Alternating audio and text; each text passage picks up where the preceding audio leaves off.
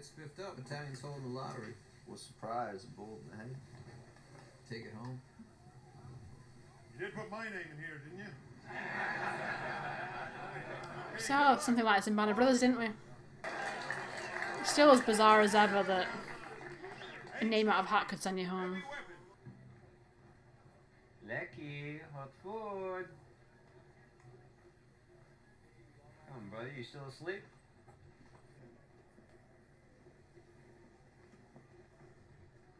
Oh, buddy.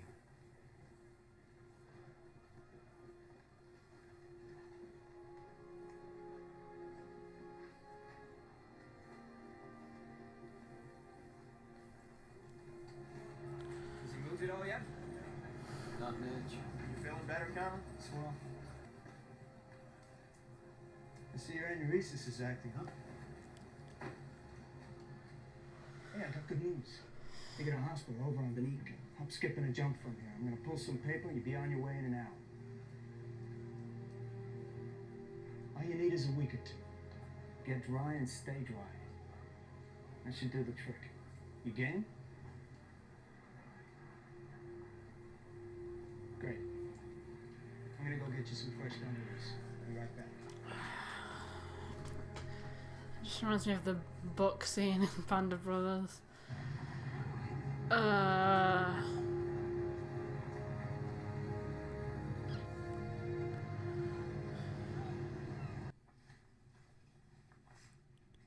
No razor blades. We'll need your belt too. What do you want me to do with this? You scared the living shit out of Rudiger. He'll probably put in for a Purple Heart. That is not a funny joke. Why am I in with guys who need to have their razor blades taken away? Me more his fault. I'll talk to a specialist about your urine problem. Until then, is it okay if Rudiger wakes you up every hour or two during the night? Give you a chance to get to the head and stay dry? Sure. Go easy on him. Is that it? That's it. Oh, don't miss dinner. Pumpkin pie tonight.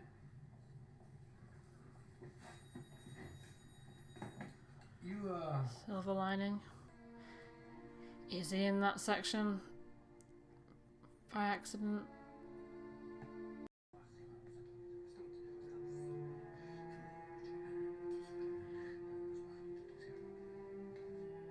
He's in the same place as him.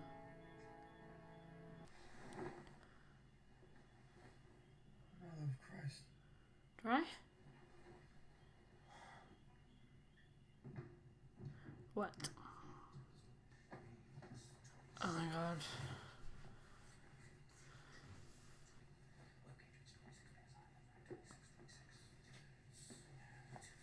Don't mind Captain Midnight. He does that most nights. I wouldn't want to sleep in a room with him. pass the test. What test? You actually do suffer from aneurysис. You thought I was lying? No, you know, a lot of guys will say just about anything to get a couple of weeks of clean sheets, burgers, and a pause that refreshes. Makes sense. Fuck you. Leckie doesn't like to be in an experiment. I get it. From give and take over hamburgers, I get it. Okay, Doc. What's next?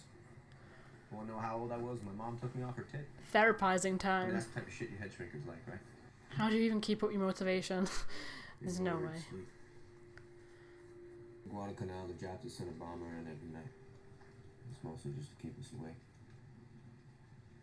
Gloucester was the rain. Pavuvu was just the fucking fact I was on Pavuvu.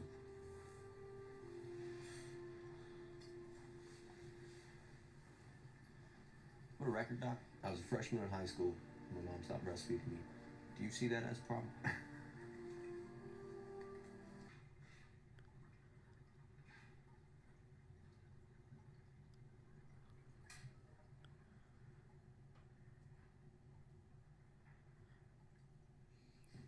Seems a bit terrifying for someone that's mentally ill, locking him in a cage and keeping him in the dark. Go get Dr. Green!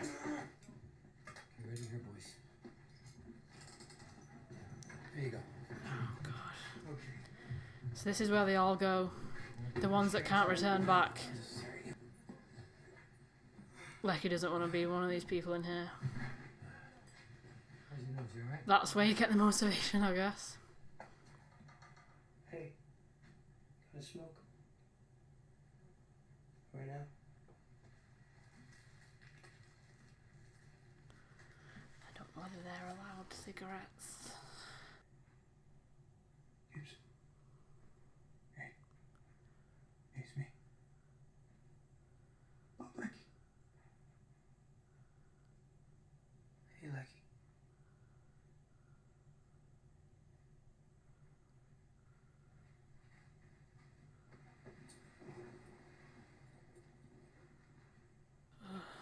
Okay. That's like a stark realization of Gibson? where he could go if he didn't get better. There's nothing crazy about that. He attempted to steal a plane to do it. Then when they stopped him, he tried to kill himself. Nothing crazy about that, really. This is as bad as my work gets.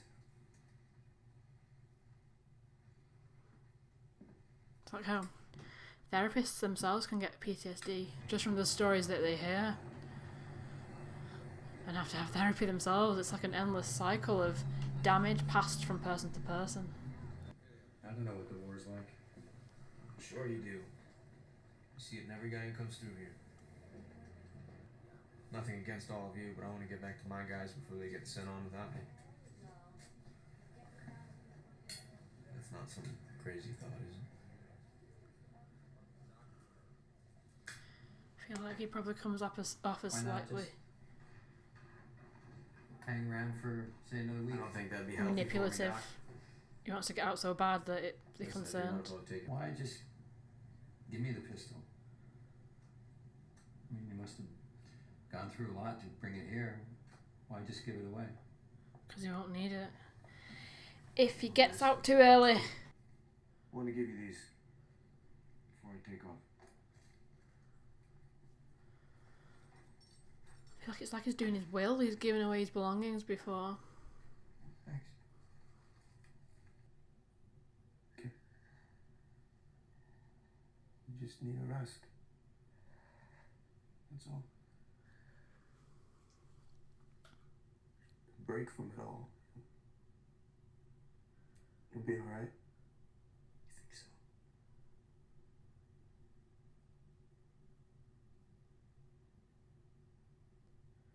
On Guadalcanal. I was coming back from the airfield to the work party.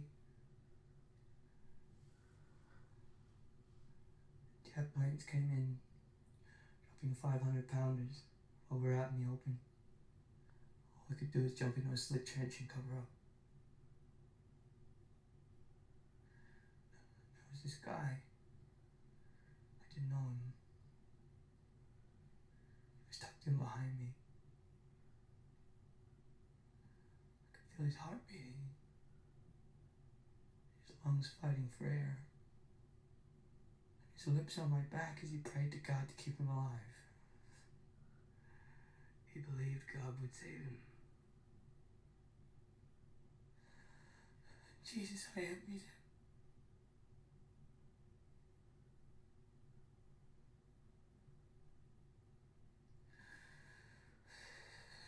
Thanks for the smokes. Because There's nothing to do in here but smoke. the guy wanted to be saved and he didn't. I hope it's quick and easy for you, Leckie. Jab sniper, maybe. Get nailed in the first 2 minutes. No worries about ending up like me.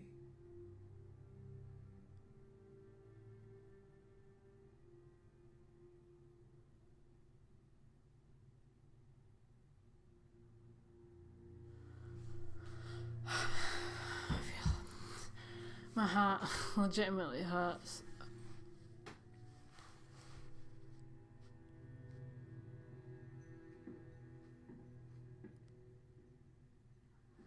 Oh my god.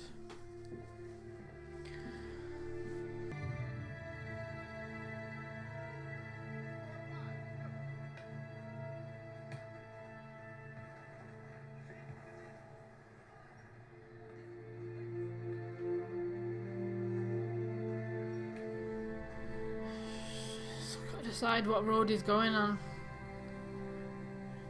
Is it going back there in that cage with him, or shipping out and staying strong if possible? Jesus Christ, that episode I feel like went quicker than all the previous ones so far.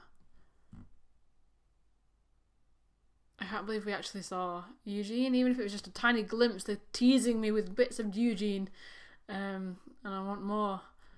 That was a really psychologically low place episode for everybody.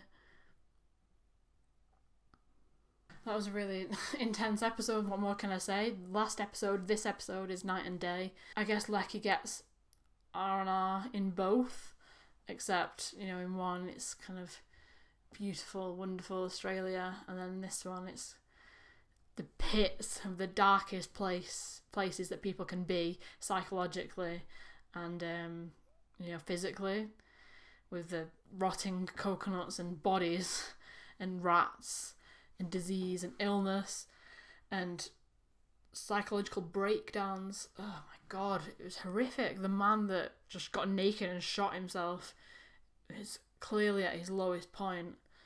And thankfully Leckie didn't reach that far before he had an intervention, really. I know that bedwetting, you know, can be caused by stress. Often you get it in children that have been abused or are in kind of dangerous surroundings, so I wouldn't be surprised if it was entirely, or there was a psychological aspect to his bedwetting. I don't know whether he was kind of given any medication. It didn't seem like there was a magic pill. Leckie had to go up against his worst fear, I suppose. Well, he had to decide what was worse. The kind of sinking into the depression and PTSD and despondency. Going to the hospital and being like Captain Midnight, being like the guy in the cage, his friend. He kind of really like looked into the abyss in that moment and decided that he was going to have to pick himself up and rejoin his men and continue on, and hopefully, you know, there is that ray of light somewhere in the future that he can return to. Thankfully that's still somewhere for him, whereas for others it's completely gone and you can't scrape yourself back out of that.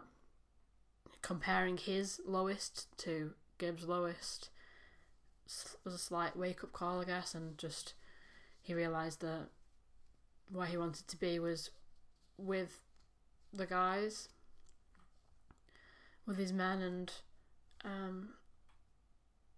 that was a far better place for him than this loony bin. People said that the Pacific would be more psychologically dark and focus more on the psychological aspects of war, and I can really see that coming through now and expect more of it as the series goes on. So I suppose Leckie doesn't necessarily need to be removed from his men, but he just has a different job. Like, he had to stay back with the important documents, I guess the intelligence, while they go ahead and get in amongst the fight. That must be a difficult change for him to deal with. So I looked it up, and the guy that played Lieutenant Stone, Toby Leonard Moore, he is the guy I was thinking of from Daredevil. I'm excited to see where next episode will go. Will we see more Eugene, potentially more John? I'd really like to know what's going on with him. I feel like Leckie evidently is the character that most of the audience will care about so far, just because so much time has been dedicated towards him. I don't know whether the spread of airtime will be equal between various characters. I know that, you know, people have said to me previously that the format of Band of Brothers and the Pacific is very different, and there are pros and cons for both of those things. But I really do hope that we get a good amount of John, because I very much like him too, and I'm really interested to see how he's going to deal with being back at home and how humiliating he'll find being the kind of Captain America hero for people to look at. Obviously, it's very important, the job that you'll have. You need to raise money for wars. That's just a fact of life. You need to be able to purchase weapons and uniforms and all the other things that go with it.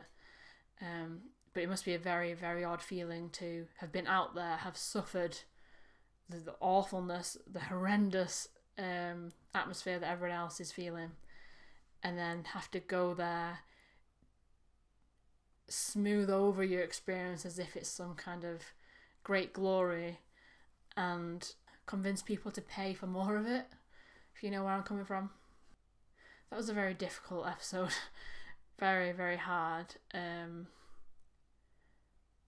I expect more like it, more pain to come.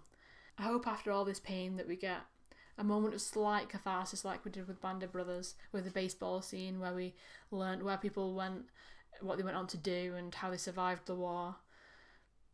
I don't know.